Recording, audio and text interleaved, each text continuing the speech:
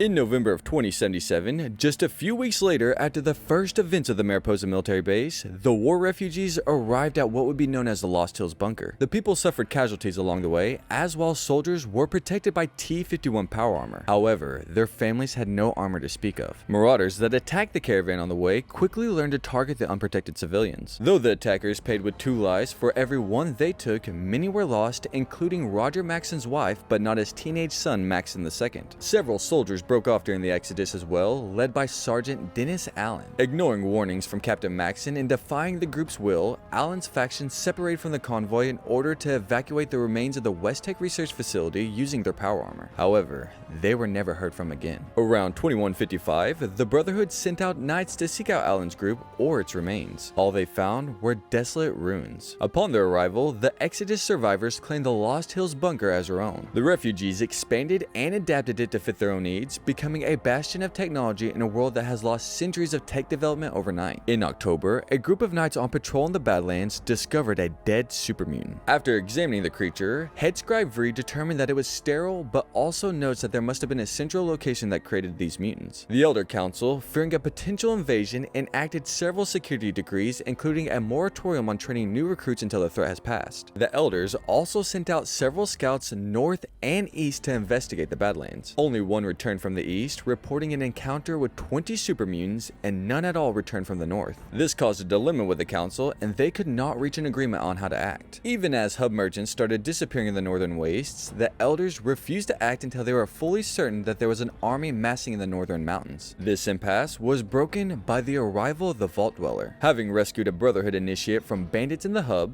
the Vault Dweller visited the Brotherhood and accepted the mission to the Glow. This mission was to recover the disc belonging to Sergeant Dennis Allen to learn the fate of the splinter faction from the Mariposa Rebellion. The Vault Dweller surprised everyone by surviving and returning with the artifact. Because of this, they became the first outsider to join the Brotherhood in nearly 20 years. The Brotherhood shared what knowledge they had and some of their advanced technology with the Vault Dweller, allowing them to seek out the Master and destroy him in the Boneyard. Following the death of the super mutant leader, the Brotherhood further aided the Vault Dweller's quest, sending a team of crack assault paladins to storm Mariposa. Following the death of the Unity, the Brotherhood aided human settlements to drive mutants away with minimal loss of life on both sides of the conflict. The Brotherhood remained out of the power structure for a time, becoming a major research and development house by reintroducing advanced technology to New California at a slow pace. The Brotherhood had good relations with the developing New California Republic, to the point that one of their states of federation was named after the founder of the Brotherhood, Maxson. However, Lost Hills was never incorporated into the NCR.